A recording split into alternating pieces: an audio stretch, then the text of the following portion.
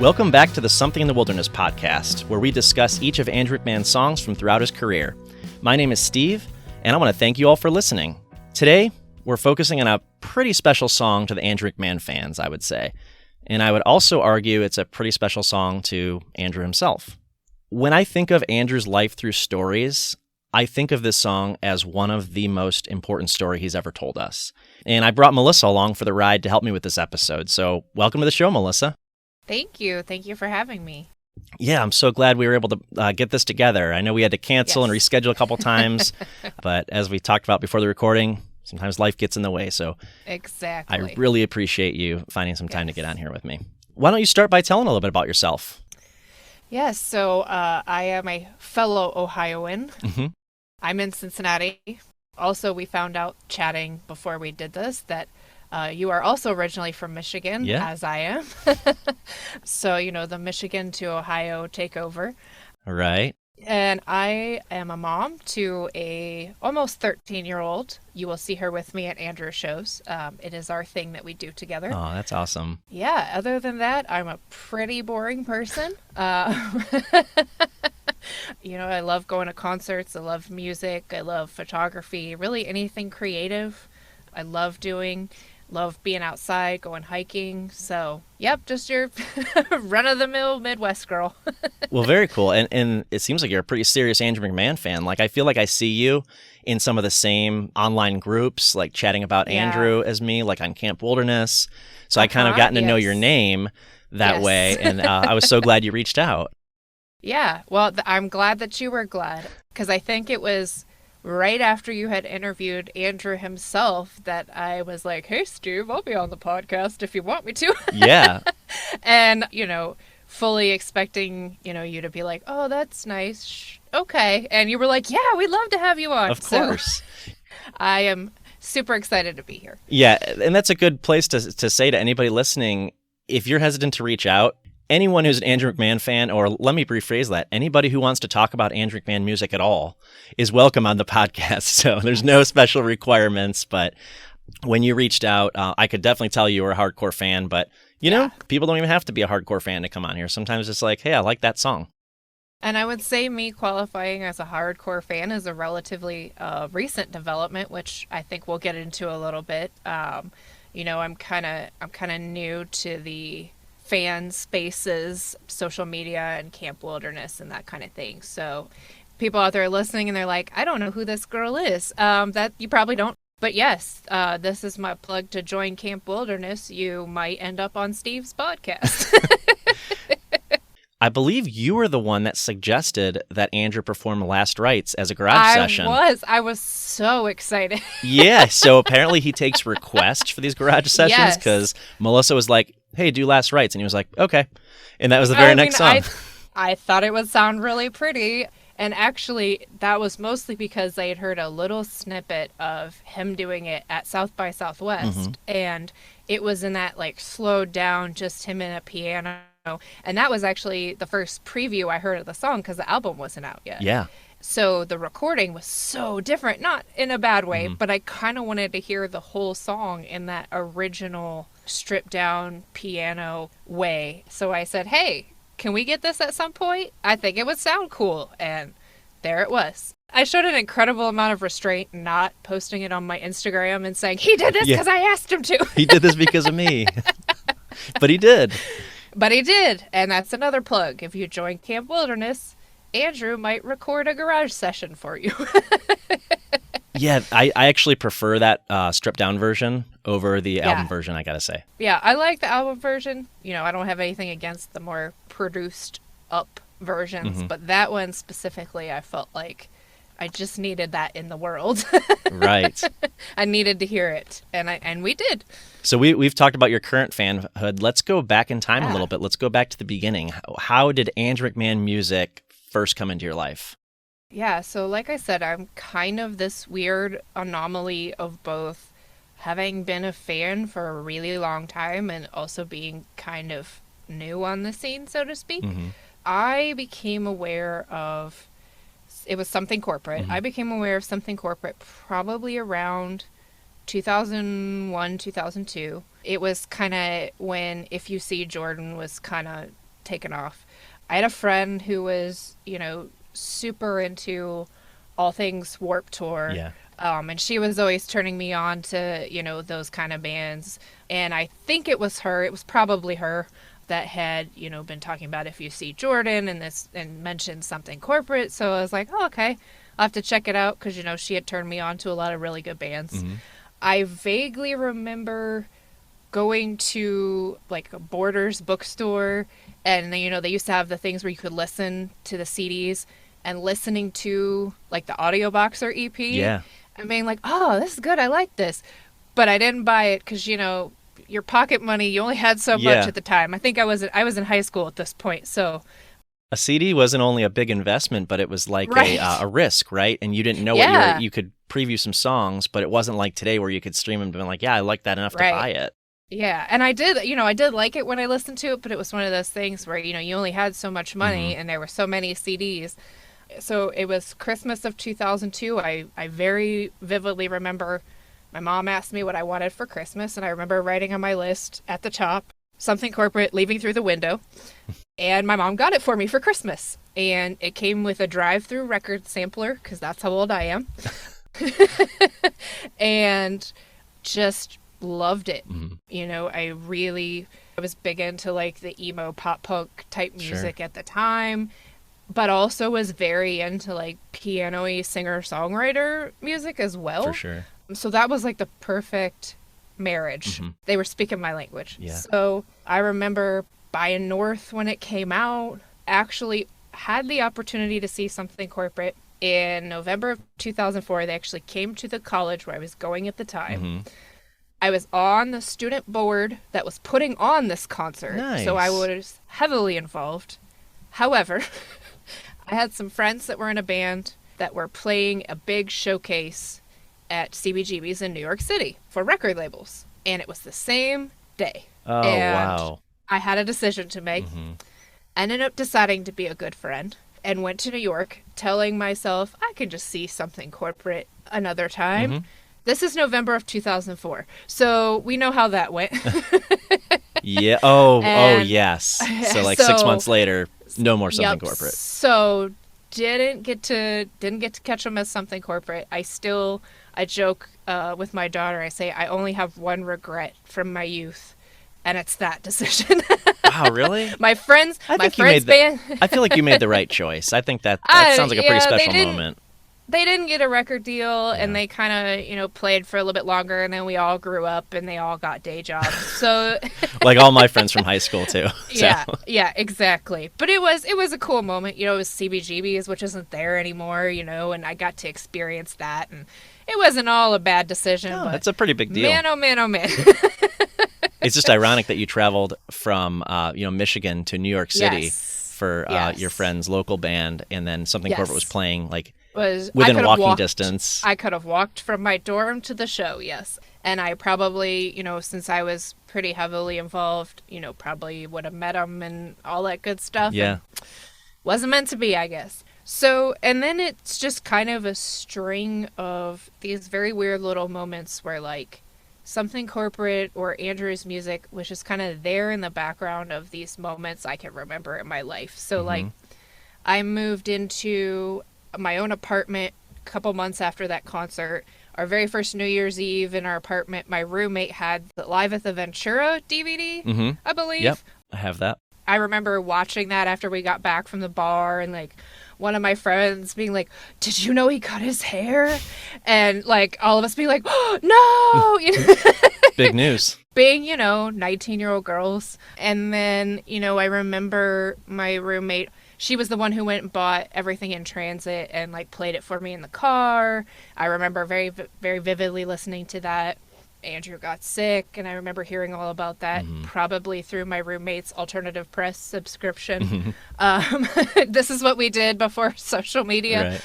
And then kind of went into my own little, what I call my own wilderness years, and kind of went through a very dark time in my life that we'll get into a little bit more, and kind of almost quote-unquote lost touch with Andrew and his music for a while. Okay. I remember hearing The Resolution on the radio.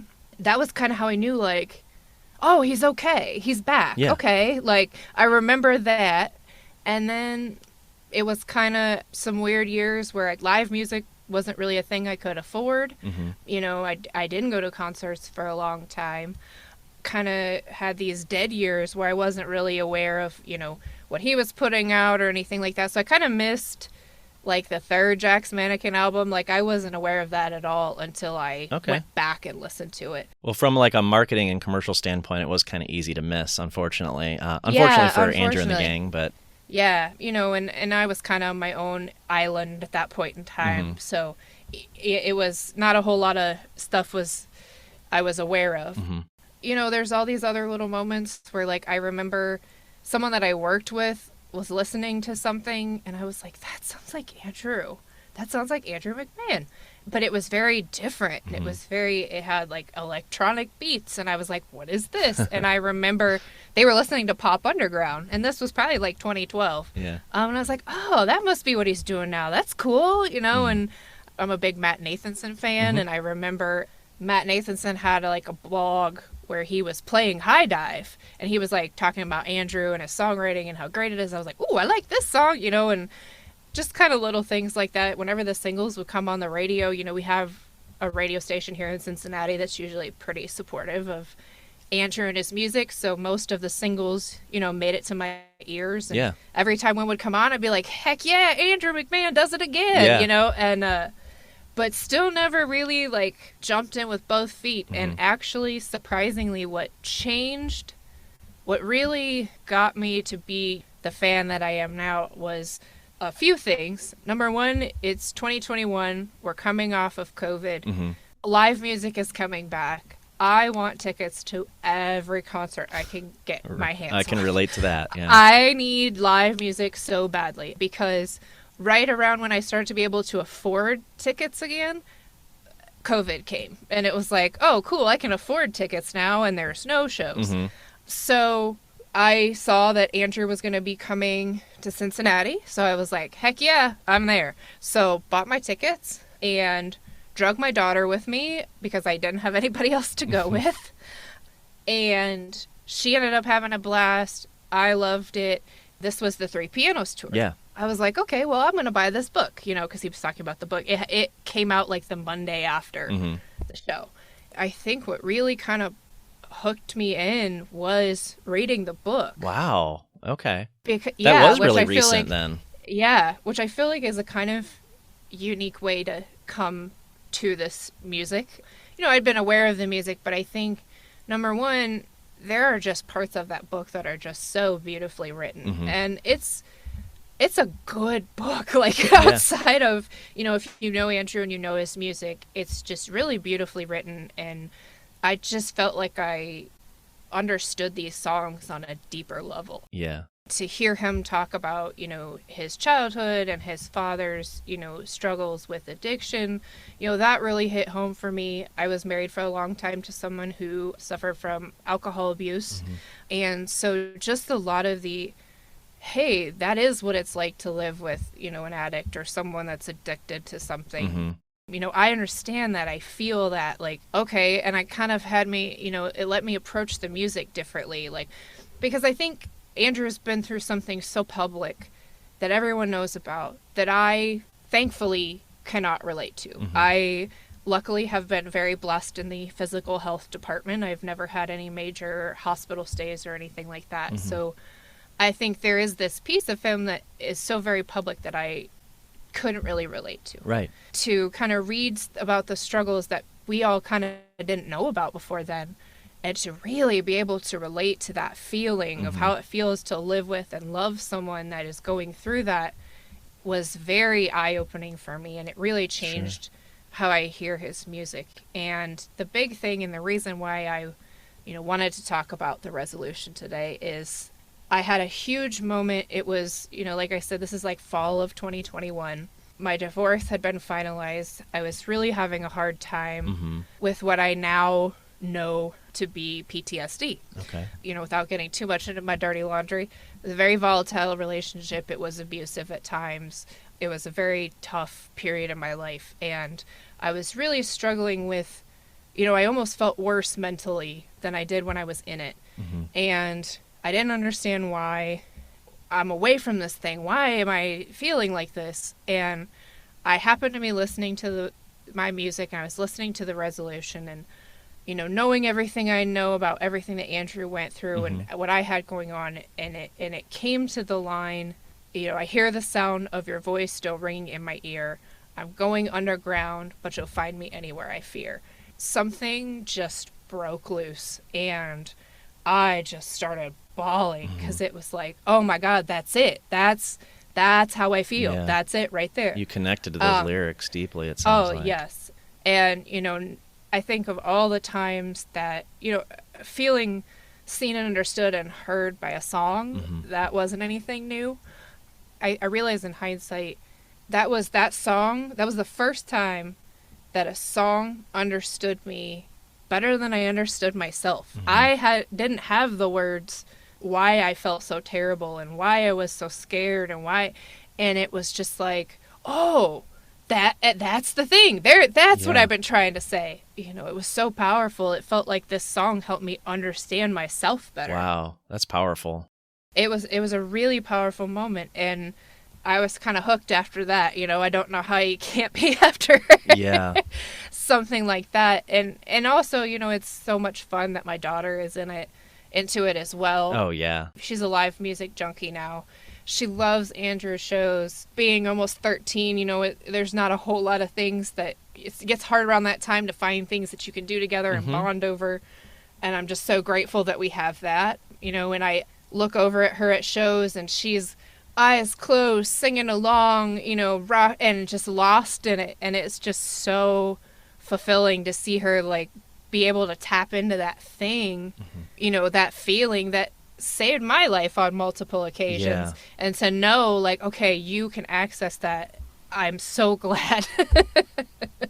So yeah, that's kind of the long and winding journey of well, thank how you. we got here. Thank you so much for sharing that. I mean, I know it's a very personal story, and I'm so glad the music found you, or you found the music in this case. Yeah, and one of the two. Yeah. I do think it's really kind of beautiful how I have all these little moments where I'm like, oh, I remember listening to that, and even when it's silly stuff, my friends and I in our new apartment were gasping about Andrew cutting his hair. Like, it's so silly, but I think it's really beautiful that it feels like his music was with me the whole time. Whether or not I was ready to appreciate it on the level that I can now, it's really kind of beautiful that it was just always kind of there waiting for me. Like, whenever you're ready. Yeah, it'll be here. Yeah, it'll be there. And yeah, you're right. It has been here, and well, I'm so glad that it's helped you. Yeah. My experience first hearing the resolution was a little bit different than yours. Maybe I think you said you heard it on the radio. It was just, hey, that's a good song, cool.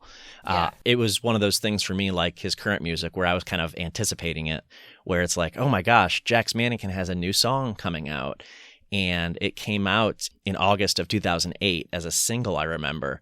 And what was funny about the way I came across this song, and I think I've told this on a prior episode, but I'm going to tell the short version.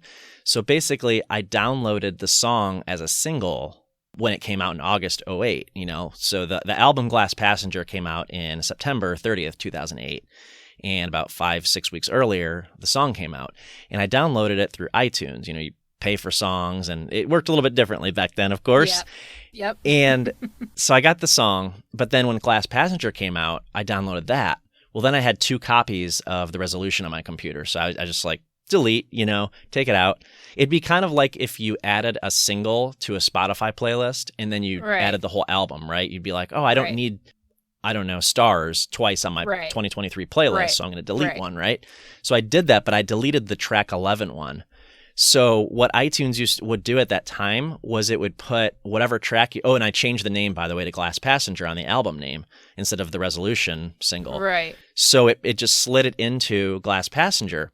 So the resolution has always been track 1 for me on the Glass Passenger up until Right, I do remember you saying that, yeah. And I bring it up a lot, but this is the time I really had to say it, especially because we're talking about that song today. It's hard for me to hear it any other way. Yeah. It doesn't make sense to me, not as an opening track of the album. It's jarring to me to hear it toward the end of the album. It doesn't make sense to my brain. It's so Yeah. weird how music does that, though. I am the same way. I'm an album girl. Hmm. I mean, I feel like people around our age, we mostly are, because that's how we're used to Yeah. receiving music. That's how we consumed it for so long. So I am very much the same, like, no, this song can't come after that song because this song comes after that song. Right. And I'm having to do that now with Tilted to Win No More, because as he was putting out the singles, I was just adding them to my playlist. Yeah. So I know them in the order that they came out. Right. So it's Stars and then Skywriting and then and they're not in that order on the album, and it really does throw me off. Yeah. Yeah. It does sound kind of wrong that it doesn't go that way. Yeah. You know, with 6 months in the case of Stars with that, imagine now Right. like 10 years, 11 years where you thought no. this song was track one. And it sounds like such a nice opening, which we'll get into even more when we talk about the sound of the song. But so as we said, we're talking about The Resolution today. It's Off the Glass Passenger. And it was first released on that single I mentioned was actually the Ghost Overground EP that came out. It came out on August 19th, 2008, actually. But a few weeks before that, I just learned this in my research. It was first released on MySpace. Were you a MySpace user back then? I was. I wasn't. I don't know. Probably by 2008, I might have even been done with MySpace. You know how it's just trends go through social media. I was never a big follower of like musicians and famous people on social media. I was a little old school because, you know, I was in college when Facebook came about, and, you know, that kind of thing. Originally, to me, it felt like something intimate, like this is for me and my friends. Yeah. So I never like followed like bands or anything on social media. So I could have been on MySpace and I probably wouldn't have known. With MySpace differently from Facebook and anything newer, I thought that's what it was for. So I can name like 5 or 6 bands that I'm really into nowadays that primarily I found out about through MySpace. So it was like, I don't know why, I think whatever the setup on MySpace was just seemed like the right way to consume music at that time. But you're right. I think by 2008, I was just about out of that because I had met my now wife, and she was more of a Facebook girl. So she brought me over to Facebook. Well, I was already on Facebook, but like, I think I was with her when we both deleted our MySpace accounts. I remember that. Yeah, I never actually deleted mine. I mean, I'm sure MySpace deleted it for me, but I don't know, maybe out there my moody, emo bathroom mirror pictures are still out there. Very well could be.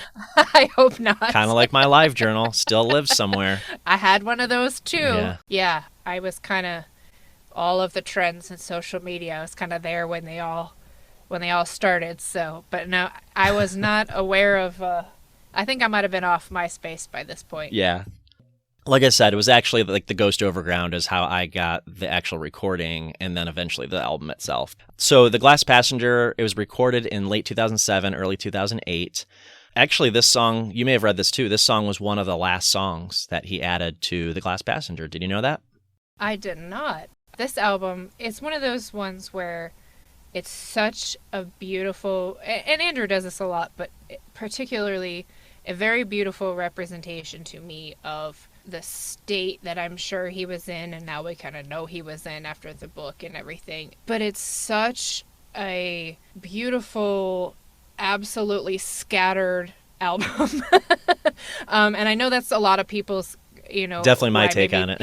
Why maybe they don't like it as much is that it's so all over the place. But what I love about that album is it really has that sense of like, I don't know who I am anymore, you know, because it's so thematically scattered. Like, I think I was somebody, and then this big thing happened, and now I don't know, am I still the person I was before? I don't know. And I know he said some of that stuff is from before he was sick, and then some of it is from he was after, and I think you can hear that. But it has this sense of like something interrupted my life and split it into a before and an after. And I don't quite know who I am in the after. I'm still trying to figure that out.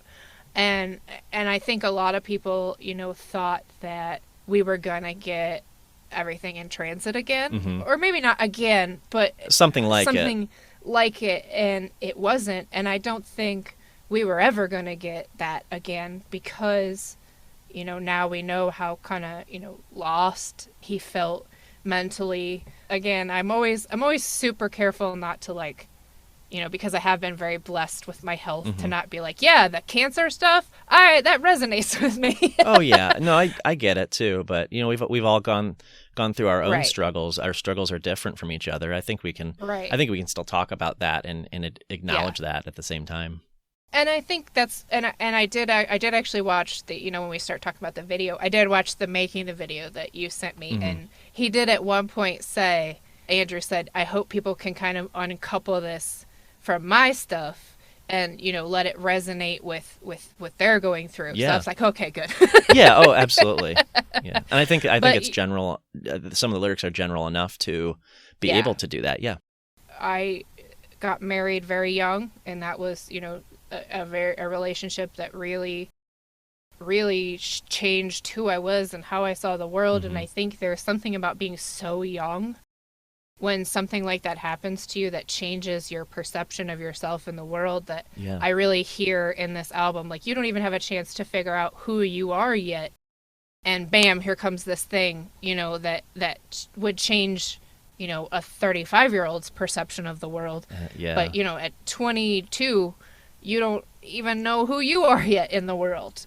And so I love how scattered that album is, because it sounds to me like someone that is in the aftermath of something that still hasn't found their feet yet, and they're just kind of wandering. Yeah. And I love how it fits in to the catalog. You can kind of hear the progression of, his mental healing that came after, and I feel like it wasn't really till this last album that it sounds like, oh, okay, he's really okay now. He's comfortable. He's content with who he is. Yes. Yeah.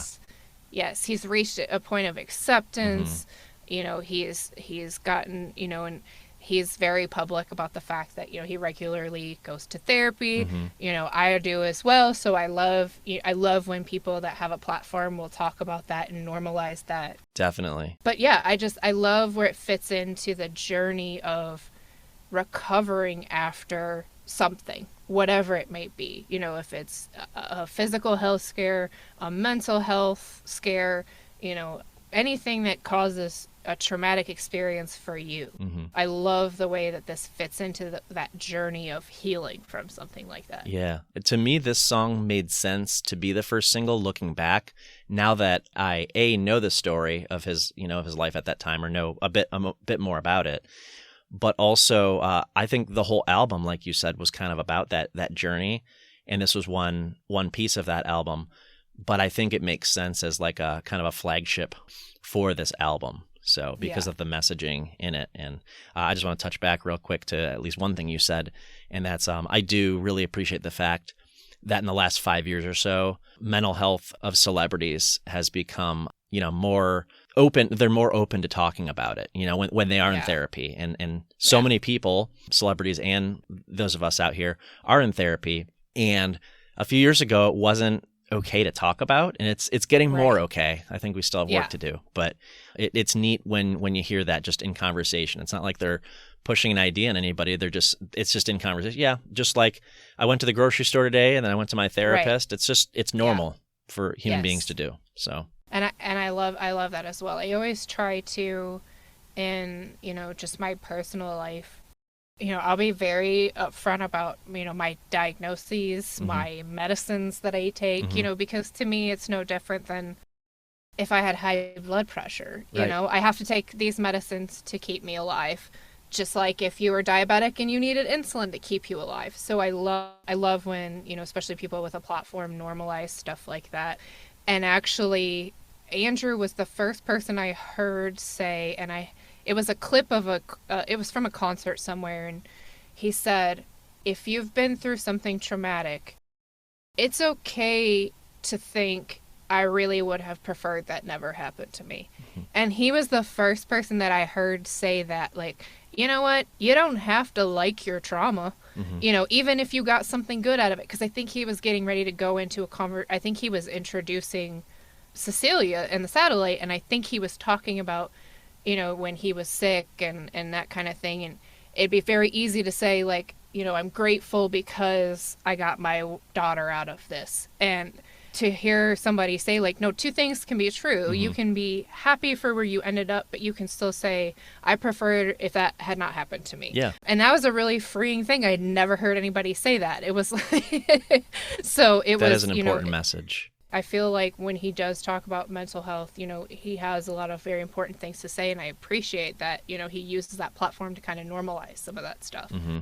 Yeah, I appreciate you bringing that up, actually. Because like I said, I think that this song was very representative of that whole journey that he took throughout that time period. Most of people like myself didn't realize what he was going through. I mean, back then there was or social media wasn't as prevalent, and information wasn't as easy to get to about our favorite musicians. So right. It was like the songs were the story.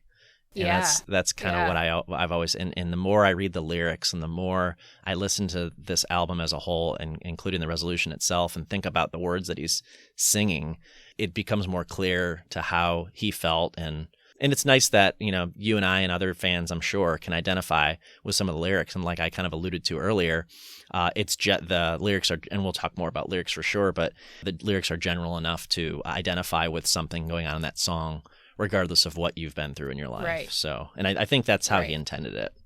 I get the sense that he always intends things to be interpreted however is meaningful to you. Definitely. And I think that's one of the great things about music in general, of course, but of his music is it's not this like super vague, abstract lyrics, mm-hmm. but you can still extract a lot of different meaning out of it, mm-hmm. which, depending on what you've been through and how you see the world. So, that's always really fun to hear how different people interpret things. And that's why I love listening to like this podcast, because, I'll find myself in my car listening and be like, I never thought about those lyrics that way, and be really sad that I'm not like part of the conversation. Like, ooh, I want to be in this conversation. I feel the exact same way when I'm listening to other people's music podcasts. It's like, I have something to say.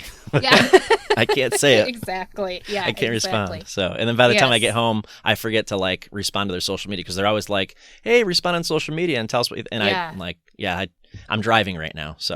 All right. Right. By the time I get home, the thought is gone. Yeah, exactly. I don't even remember what I was thinking when I heard that. Yeah, I can completely identify with that.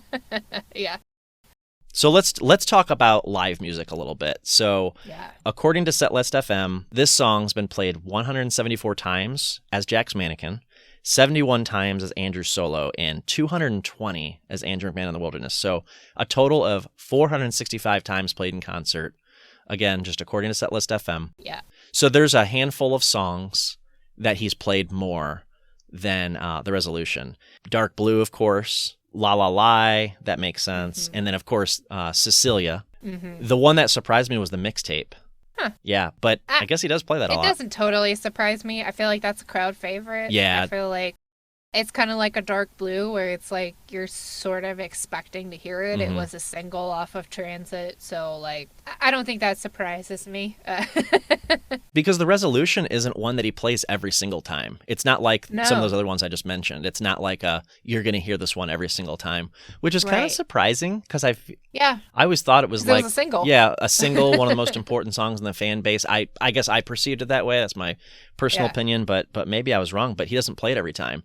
In fact, I believe you and I were at the same concert. Didn't know each other. Didn't know, but we were at the same concert. I think that happened a couple times. Yeah, in Cincinnati, Hello Gone Days last summer, right? Yes, right. He didn't play it. He didn't play it. No, he did not.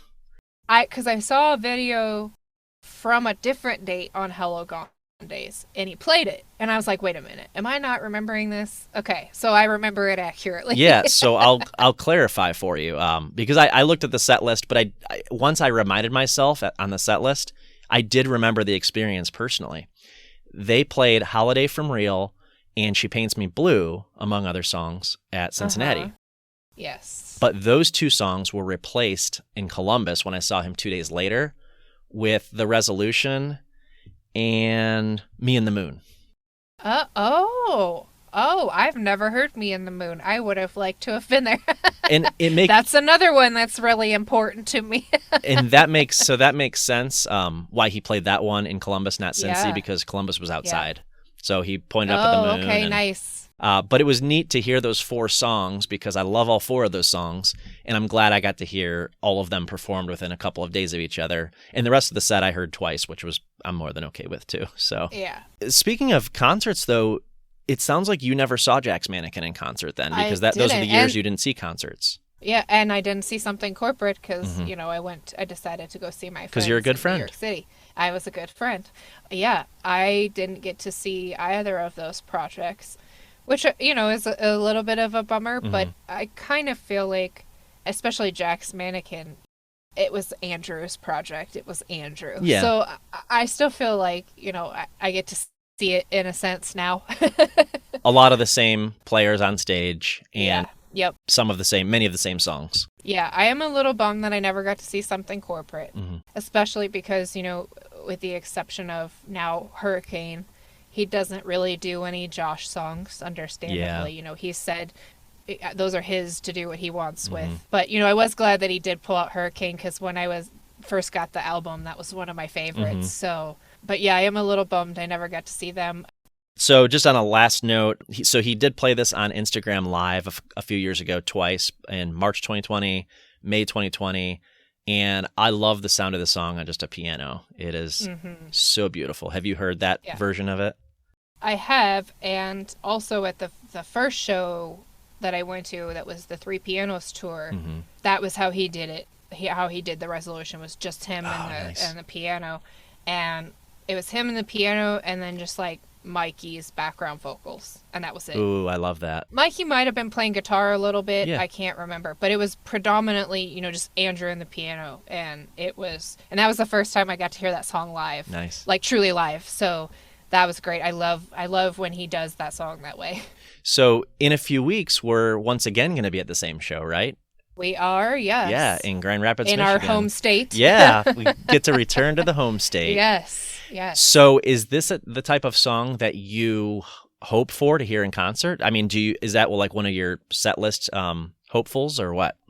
It's one of those ones where like if he doesn't play it, I'm not going to be like super bummed because, you hear it pretty frequently. Yeah. But I will say one of my absolute favorite moments in an Andrew show is when like right before the chorus comes back in after the bridge and he lets the crowd sing the I'm Alive, and it's just shouting that at the top of my lungs is just such a moment. So I always love to have that moment, but I always hope to hear it, but if I don't, I know I'm going to hear it another time. So that moment, for that reason, I'm just going to go ahead and say it now. Yeah. That moment for that reason of that song is my favorite part of the song. Yes. Because of that. Yes. And when he did it at Dear Jack, it was probably one of my, I've only seen him 3 times, but the energy at Dear Jack, and that was my first Dear Jack benefit, was just such an amazing, the vibes at an Andrew show are great anyway. I remember saying that after my first show, like, yeah, the vibes were immaculate. Like, it was the good, positive, feeling. But I feel like the Dear Jack show just had this added, like we were all there for this, like, bigger purpose. Yeah. And we were all trying to raise the money. And, like, at the end of the show, when he was like, guess what? We did it. Yeah, it was pretty just emotional. So cool. Yeah. And it was so emotional to begin with. They had, survivors there. And it was just such an emotional night anyway. And so when he did that at that show, that's probably a top 10 concert experience. Yeah. For me, like, that's my version of church right there. Oh, I can identify with that for sure. Yeah. Are there other songs that you're looking forward to hearing in Michigan in a couple of weeks? I am super looking forward to, a ton. I know, it's like dream set list. I've got 50 of them. Yeah. Do you have some time? The whole Tilt at the Wind album. No, I am really excited to hear a lot of the new songs, though, that I haven't gotten to hear live yet. I think Lying on the Hood of Your Car is going to be so much fun live. I think Little Disaster is probably going to be a big one for me. I think it's probably my favorite song off the new album. It's currently my favorite. It's rotated around a little bit, but that's my current favorite. Yep. Yeah, I love that. I think that's going to be a really big, like, fun to sing kind of song. Same thing with Smoke and Ribbons. I think that's going to be a fun, like, everybody sing along anthem kind of song. Yeah. So I think there's a lot of the new stuff is going to be really fun to get to experience in that live environment. Let's talk songwriting a little bit. So Yeah. we know that the song was written about surviving cancer and reflecting upon the experience, like you said earlier. So the kind of the aftermath, right? Mm-hmm. Andrew's made comments in interviews and such where this was really the broader statement with this album and with this song in particular was this idea of struggle and getting past a difficult time and living with it afterward. And so just kind of the things that we've already talked about a little bit. But we've also heard Andrew talk several times about recognizing that not only did his body have to recover from the cancer, but also he had to recover mentally and emotionally as well. And that kind of ties back to what you said earlier about, just being open and okay and normalizing mental health struggles. I think he really opened my eyes, as much as I like to advocate for mental health. I think that was kind of a blind spot of mine that I didn't really realize before this, how much your mental health has to recover after something like that. Traumatic event. Yeah. Even if it was a physical, I think I fell into the trap of like, well, you made it, so like you're good, Mm-hmm. Wow. And I remember reading him saying at one point, I didn't do cancer well. Yeah. And I thought that's so sad Mm-hmm. that, as a society, we make people feel like there's a right and a wrong way to do it, and we don't recognize enough, the mental struggles. So like, again, I'm so grateful that he's so open about that kind of thing. Yeah, I mean, we have to expect that everybody who has a cancer diagnosis is completely blindsided by it, and like you said earlier, it just changes their life. There's a before, like a lot of trauma. There's a before and there's an after, Mm-hmm. and how he didn't know what he was doing, because how would you? How would you know Right. what to do and what's right and what's wrong? And in that, there's no right and wrong. That Exactly. it's got to be so confusing. Yeah, I think he said no one hands you a map, when you leave the hospital of like, here's, what's going to happen for you. And I really love and appreciate that, through Dear Jack and just his advocacy, that he's kind of almost trying to, maybe not a map, but just kind of a light in the dark. Yeah, light in the dark for sure. Yeah, there was years where he didn't want to talk about cancer because he felt like the cancer diagnosis and his recovery shouldn't overshadow Mm-hmm. his music that he was trying to promote Yeah. and release and tour around the world. But he eventually accepted that, and he's definitely much more comfortable with that nowadays. But I think it was Dear Jack. I think it was forming Dear Jack and him realizing that he can use this for good. And boy, has he. I mean, Yeah. it's amazing how much money they raise every year and what they do for not only people who are recovering, but the families of people who are going through the struggle and giving them something on the other side. Yeah, so I mean, the song's not only about survival, but it's also about like what happens after, right? I mean, it's therapeutic, really, for I think a lot of people, and I think that's why a lot of people identify with not only the sound but the lyrics. So, and like I said at the top of the episode, it's probably a special song to Andrew. I would have to bet. I mean, he's probably said it out loud, but I mean, I'm just going to assume that it's a special song to him, right? I would assume so. I hope so, because that's a darn good one. Yeah, and it's pretty personal. For sure. Let's talk a little bit about the sound. So I was reading an alt press article recently, and the author of the article said that this song reminds them of a Bruce Hornsby song. Are you familiar with like Bruce Hornsby's biggest hits? Not super familiar. The Way It Is. Yeah. Okay. Yeah. And Mandolin Rain is not as much known by title, but if you heard it, you might recognize it. I probably would recognize it if I heard it. Yeah, I actually heard it in the grocery store. The weekend I was doing research for this episode a couple weeks ago, I was like, oh, and there's Bruce Hornsby. Well, now I'm gonna have to listen to it after this. Yeah, listen to Mandolin Rain. It's not only really good, but it does remind me of the sound of the song. It's like if Andrew had maybe not a song, but maybe an artist in mind or maybe an album in mind. I feel like it might have been that one because the sound is a lot the same. And actually to the point where it makes me wonder, when he's doing covers, why doesn't he cover Bruce Hornsby? Like, I feel like that's right in the wheelhouse of what he does. Now that, I mean, just thinking about The Way It Is, like thinking about the sound of that, even that song, I can hear a similar sound to kind of what the sound of this album was. Yeah, I feel like the piano maybe has similar tones to it or something between the resolution and those two songs. And that's why I can definitely hear it. And I didn't come up with that on my own, obviously. I mean, I saw him reference Bruce Hornsby somewhere a long time ago, and that's why I thought to look it up at one point. And I was like, yeah, I love these songs. I love these songs more now than when I was a kid and I heard them. But I think it's that Andrew reference. I'm like, that reminds me of the music I love. Yeah, so, I could hear it for sure. Yeah. To me, the song was really, sound-wise, this song was really representative of the era and what I wanted to hear from Jack Spanican at the time. It was a little bit different, at least this song, just this song in particular, was a little bit different from everything in Transit. But I feel like when I describe why I love Andrew McMahon or Jack's Mannequin music, this is one of the songs I point to. I want to show people and be like, this is the sound that I love. Yeah. Do you feel that way about this sound?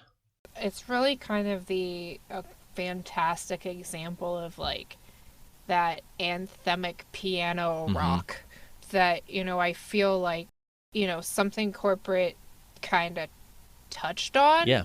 Especially on like the Andrew written songs on like North. Yeah, I feel totally. like we're kind of getting towards that. And then Transit, almost to me, I feel like the piano takes a little bit more of a backseat. Like, I love Transit. It's probably one of my favorite albums, if not my favorite. But I feel like the piano comes through a little more when we get to Glass Passenger. It's there on Transit, but it's kind of a little more buried in the mix. And I feel like there are songs on Glass Passenger where the piano is just buried in the mix. But I feel like when you get to the end of Glass Passenger, like those last few songs that, are podcast favorites, apparently. Yeah, apparently. In 2023, at least.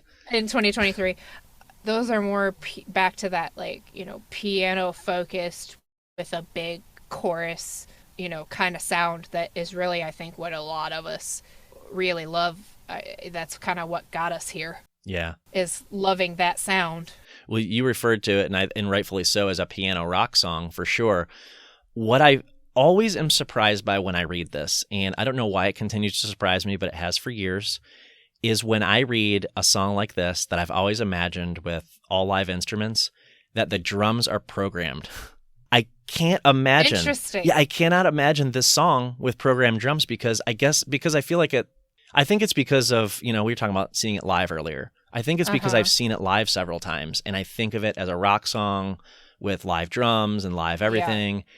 But yeah, there's no credit to a drummer on this song. Like a few songs on Everything in Transit and a lot of what he does nowadays with the Wilderness, of course. Yeah. But it is getting harder and harder to tell.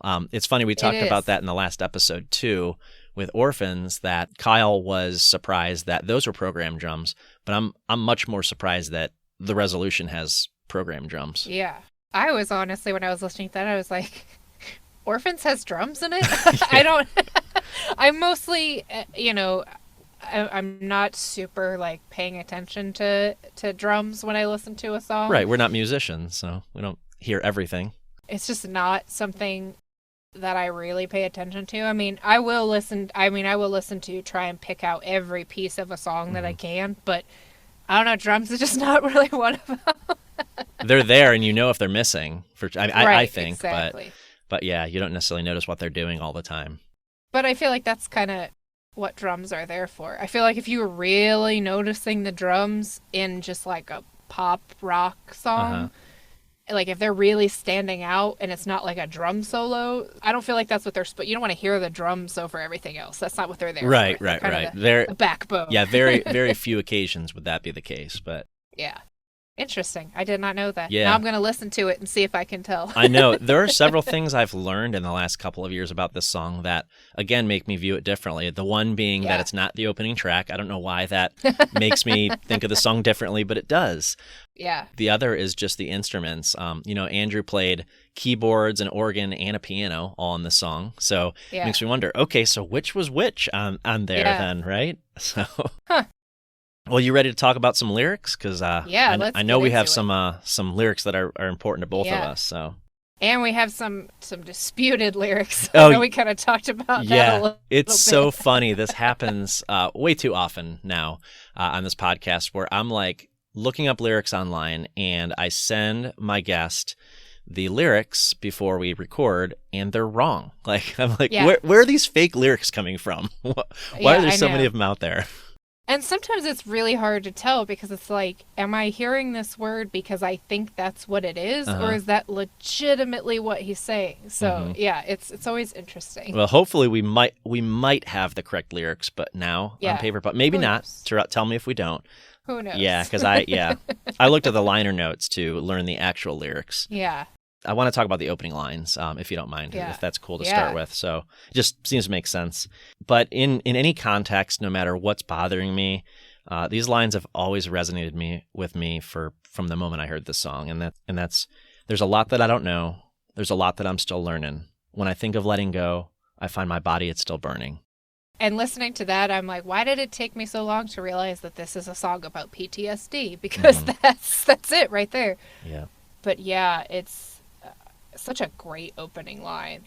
And I think it's amazing because I think probably people expected him to come fresh off of what he went through and have this like incredible perspective, or have some wisdom. I Hmm. think we expect people who have been through something like that to come out of it and teach us something, Right. and Oh, because you've gone through this, right? yeah, and he starts off saying, there's a lot that I don't know, and there's a lot that I still have to learn. Yeah. Like, I love so that. don't look to me to, give you this wisdom or this, knowledge or, something because I don't even know what's going on. Even through his work with Dear Jack, at least publicly that I've seen, I don't feel like he ever tries to make anybody feel that way. Like oh, I've been through it, so I know. Like he's never Right. said that I know of. No, definitely. I think he said pretty much the opposite of that Yeah, on I don't every really know occasion. because every experience is unique. Yeah, and I love the I think I'm letting go. I find my body it's still burning. And he went through a physical illness, but Hmm. one of the things that really surprised me with my mental health journey and PTSD is how much it does express itself physically and in your body, and that really kind of caught me off guard. Hmm. So a line like that is, yeah, it is applicable to, physical illness, but also mental illness as well. Hmm. Like, yeah, I think I'm getting past this, and then my body is like, nope. Yeah. What are there lines that are especially important to you in this song? Yeah, well, I mean, like I mentioned earlier, I hear the sound of your voice still ringing in my ear. Yeah. I'm going underground, but you'll find me anywhere I fear. That was the one that, I had a huge moment of connection with this song. Mm. Just that feeling of like, I don't want to feel like this anymore. Yeah. Why can I not feel differently? I'm afraid that I will always feel like this, no matter how much I isolate myself or whatever. It's scary. What if I feel like this forever? Kind of that like lost. That's the lost in the dark part, I think, of this song. Hmm. And I actually really love what comes right before that. Hmm. The bars are finally closed, so I tried living in the moment. But the moment it just froze and I felt sick and so alone. To me, that line says, look, I'm using this unhealthy coping mechanism. Talking about the bars are finally closed. You're telling me that's not healthy, and you get so much advice, about mindfulness and this, that, and the other thing. And sometimes your mind is the last place you want to be. To me, that line says, like, look, all right, the bars are closed. I can't cope in what you call a quote unquote not healthy coping mechanism. So I'm going to try it your way. Hmm. Oh, and now I feel worse. Yeah. So there's a bitterness in that verse that I actually really relate to of, what is expected or what advice is given to people that are going through something Hmm. versus what's actually helpful or what you actually need to hear. And so I really do love that whole verse because that's kind of what I take that whole verse to mean. I love that line myself, that one you referenced. And this is just me personally. I think I interpret it a little bit differently than you do, and that's perfectly all right because Yeah. we all interpret lyrics a little differently. That's the fun. Yeah, absolutely. To me, that means self-discovery. Like I'm trying to figure out who I am in that moment, and so when the bar closes or when the night ends, and it's just me left alone, who am I? Who do I want to be right now? Yeah. What do I need to work toward? What do I need to how do I need to better myself? Kind of at the end of the day when you process the day or you process the week. And that's kind of what always reminds me of. But I actually get a visual of myself when he sings those lines, walking out of like a bar at night, like late at night in an empty street, and just kind of thinking, okay, who am I now? And I don't know why I connect with those lyrics in that specific way. It may not be about a struggle I'm trying to overcome. It may just be like processing where I am in life at that moment. And that's what that line's always meant to me. That's a really good, because, I mean, it's been a while since my bar days, but, there is that moment where you leave the bar and, you've been surrounded by revelry and people and noise, and you walk out and it's, 2:30 in the morning and it's dead quiet. And just that transition from everybody's around and everybody's having fun, and then it's like, oh, I'm just alone with my thoughts. Yep, now I'm alone. And all I did was walk out the door. Yeah, exactly. Yeah. That's a good way to put it. That's kind of where that feeling comes from, I think. And that's the visual / feeling I get when I hear those lines. It's like, oh my gosh, what a change in dynamic so immediately. Yeah. And now it's just me to figure out me. And that's an excellent metaphor for what I'm sure he probably went through with his cancer journey. When he was sick, everybody was kind of, yeah, we're here for you, we're rooting for you, yeah. And then he left the hospital, and it was everybody dispersed. Yeah, him and his thoughts. I think that works on a lot of levels. Andrew has acknowledged that he wasn't the same person. Like you said earlier, he wasn't the same person he was before cancer. There was a before and an after. Whenever anybody goes through a traumatic, life-changing event, I think I assume they have to rediscover who they are. And that's kind of where that, idea, I guess, came from for me in my own life. Like whenever something happens, maybe a life-shaking event, even if it's not life-changing, okay, now I've got to kind of readjust and figure out who I am to move forward. I think everybody can identify with these lyrics at some point in their lives. Yeah. So. And I love the, because we kind of talked about, there's a couple different versions of the lyrics out there, especially for the chorus. Yeah.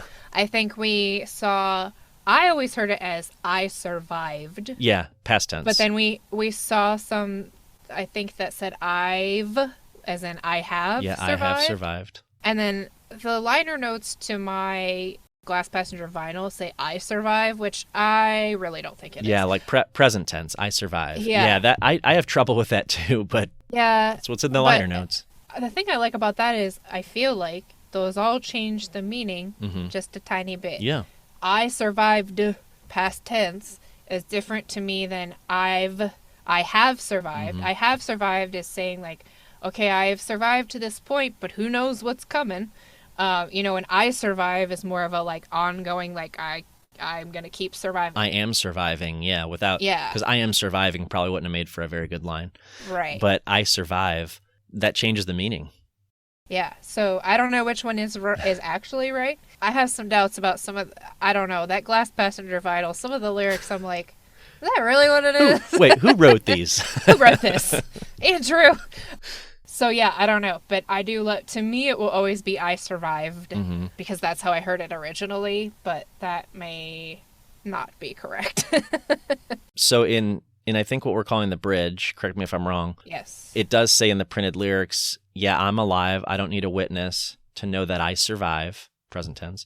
I'm not looking for forgiveness. And then the next part, that sing-along part that we've referenced, or maybe that was the sing-along part, I'm sorry. Yeah. Then it goes to, according to the lyrics, the written lyrics, yeah, I'm alive. I don't need a witness to know that I survived, past tense. Okay. I'm not looking for forgiveness, unless I just printed them wrong. I don't know.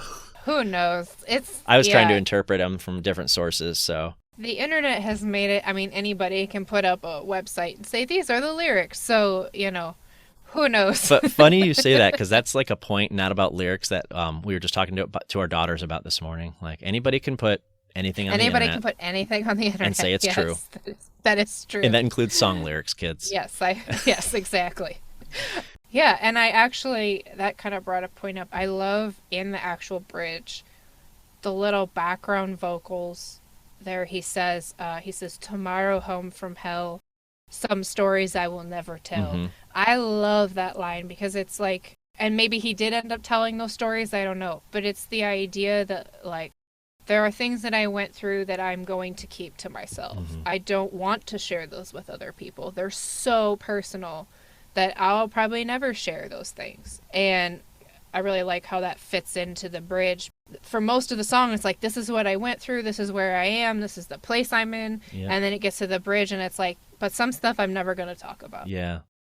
I never knew those lyrics, those ones you just referenced, until this past week. Never heard them before. I mean, I heard that he sang something, but I guess I never questioned it. And I think if I was singing along to the song, I think I was just kind of like, humming that part because I had no idea what he said. But the lyrics there do make sense, and they are powerful, as a lot of other parts of the song. Yeah, I mean, the main part of the song, I need light in the dark as I search for the resolution.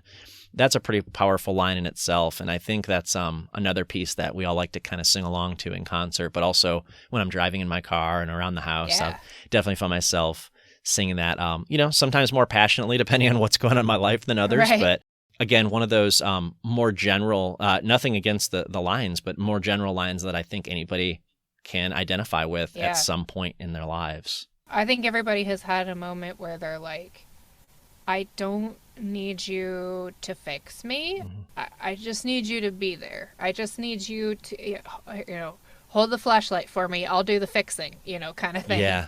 And I think that's really hard for people, for some people, I think, to just kind of stand there and watch somebody try to work something out like that. But it's so important to be that person for somebody. So I really love, I think anybody can relate to that line. Absolutely. Anything else about lyrics before we move on? I feel like every line of the song is just, it's so special. I think it is interesting to me when I hear it. It's almost like a contradiction. It sounds like a very anthemic, upbeat, has that kind of sound to it. But the lyrics are a little dark and a little bitter, mm-hmm. but also, hopeful and saying like, listen, I just need you to be there while I go through this. I hear a little bit of bitterness in there, like I touched on with the second verse, mm-hmm. and then even saying I'm alive, but I don't need, I can't remember what it is, mm-hmm. but I always sing it as, but I don't need a witness. Yeah. It's almost like him saying, I don't need anybody around me to tell me what I went through, mm-hmm. because I know what I went through. And even if no one was watching, I would know what I went through. Mm-hmm. There's a little bit of dark and a little bit of bitter wrapped up in this very anthemic sounding song. And I really like the play between those two things. Definitely. I do love that when songs do that. It's like pretty dark material, but it makes you want to sing along and kind of celebrate at the same time. Yeah. So yeah, exactly. Yeah, I feel that too. So have you heard let's talk about other versions. Have you heard the BuzzNet 2008 version where it's just Andrew on a piano with Bobby on an acoustic guitar? Yes, I have seen that. Yes. And I love that version of that song. Yeah, it is so, like I was mentioning the Instagram live streams briefly earlier, that's what that reminds me of, but in my opinion, even better. I mean, it's better recording, but it has also the acoustic guitar, which I think adds a lot to it. Yeah. I would highly recommend that version. It's going to be in the show notes for anybody to check out. If you haven't seen it for some reason, it's hard to believe this song has been out and that recording on YouTube has been out for 15 years. 15 years, I know. So weird. It's so crazy. So if we were going to get a 15 years of the Glass Passenger like we did with everything in transit, now would be the time. We probably won't. No, but... no. I think he's going to stick to probably promoting the new album. Wouldn't that make sense? Right. Yeah. Right. Not so much on nostalgia this year. So we got our nostalgia last summer. Yeah, we sure did. There was another EP. Speaking of versions, there's another EP I found that supposedly exists online somewhere. It was called the Resolution EP. Different from the Ghost Overground EP, the way I originally got the song. And it has an acoustic version of the Resolution and an acoustic version of Annie, Use Your Telescope. Huh. I've never heard that version of either of these songs before. No. Unfortunately, there was no preview of the Annie, Use Your Telescope. I think there was, maybe. I don't know. Huh. But anyway, I'm going to put that link in the show notes, and it's kind of a call out to the fan base of Andrew McMahon. If somebody has those tracks, please put them on YouTube for us all, because I really want to hear like the acoustic recording, studio recording of the Resolution, but also of Annie, Use Your Telescope. That stuff fascinates me, and I'm always looking for like the hidden nuggets, I love when a song works just as well stripped down as it does built up. Yep. You know, like we kind of talked about earlier with Last Rites. I feel like Last Rites is one of those songs. And I think The Resolution is one too. I think it has a different vibe when it's stripped down, but it still works. Yeah, it still works in a whole different way. Yeah. Well, let's talk about the music video real quick. So, yeah. What'd you think? Had you seen this before, or was this like new to you?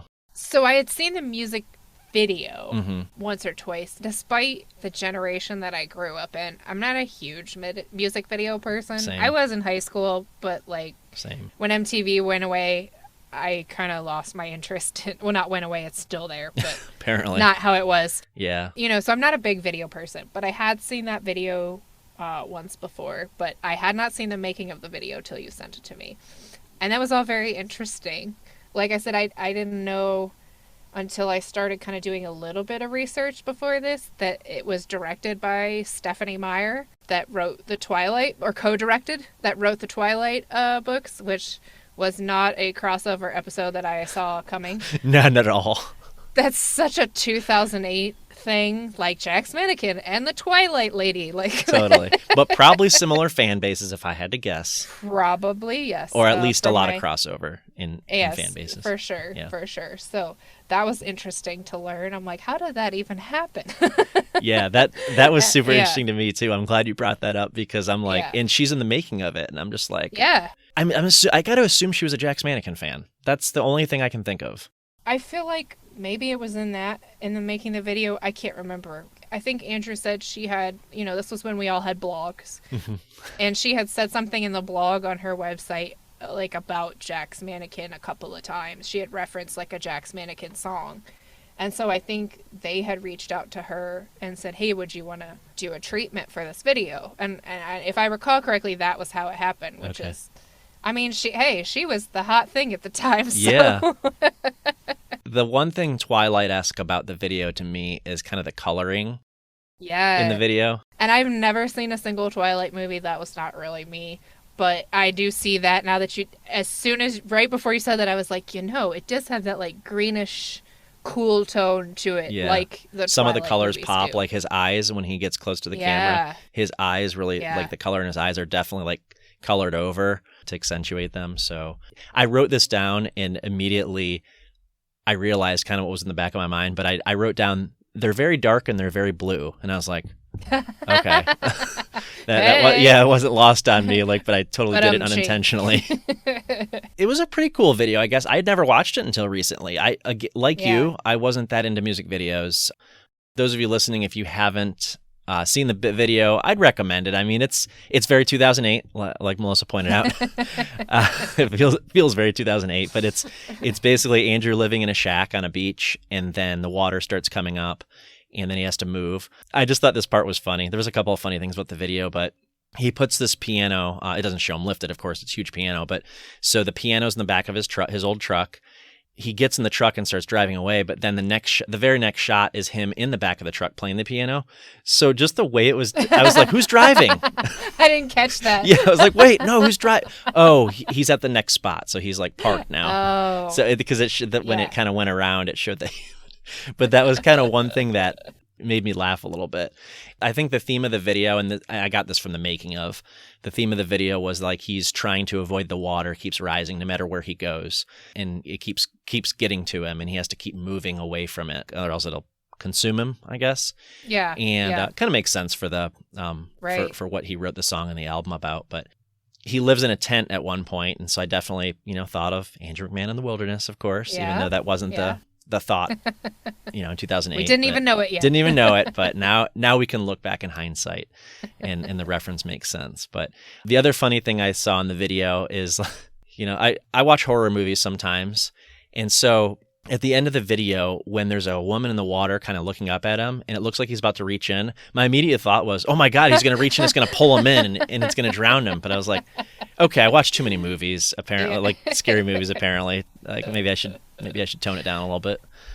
But that, I feel like that would have fit thematically with probably what he was going through at the time. Right, what he was going through, and I guess the theme of the video, that to avoid the water. But so he ends up going to the water, and there's someone in there. I feel like that theme of the video is kind of built around the line that is so important to me about I'm going underground, but you'll find me anywhere I fear. Is like he just keeps trying to get away from this thing, and it's there. No matter what he does, it's there, and he has to confront it. And so that's what he does in the end, because he jumps in. That's a great point. He has to confront it, so he confronts it at the end. Wow. Yeah. I don't know didn't why realize there's somebody. that. I don't know why we didn't have to have somebody in the water for that metaphor to work. But hey.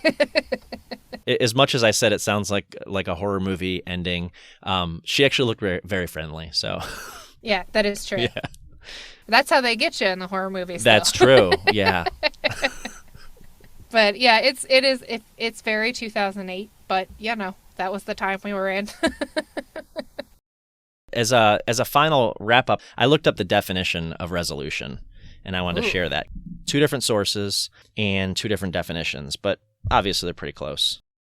Dictionary.com says the resolution means a firm decision to do or not to do something. And Britannica.com said it is the act of finding an answer or solution to a conflict or a problem, like the act of resolving something. I thought, okay, that kind of probably fits, makes sense on why he called it that.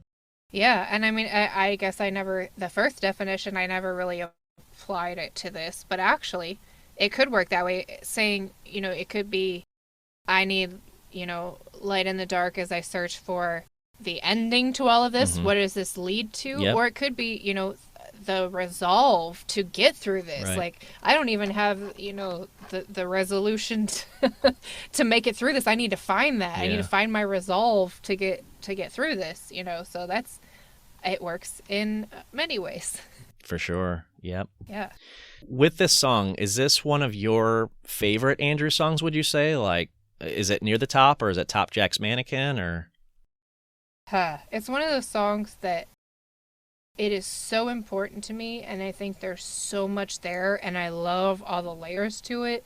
Strictly musically, it's in the top 10, I would maybe say. It's not my favorite, which you would think it would be, but I think... No, that's okay. I never expect people just to bring their absolute favorite song, but just one that's interesting to talk about. That's all I'm looking for. Now, which one is my absolute favorite? I couldn't tell you. That I would have to really sit down with that for a while. I'm not going to say list your top 5. I've had to do that before, and it's like impossible, and it changes. I can't. Yeah, I think it's probably at least in my top 10 for what it is, what it stands for, what it means to me.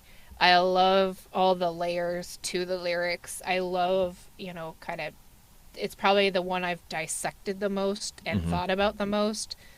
No, in no small part because I'm talking about it on this podcast. I did a lot of thinking and living with it, knowing we were going to be talking about this. But yeah, I would say it's probably in my top 10, if for no other reason than that live moment that we've discussed. It's a very big moment, I feel like. Yeah. Is that your favorite part of the song? I forgot to ask you that. If it's live, yes. Okay. If I'm just listening to it on my own, I don't know that I could pick out a favorite part. That's fair. I just think that energy that happens in that live environment is just top tier. Yeah. Any final thoughts? Anything that we missed that we hadn't talked about yet?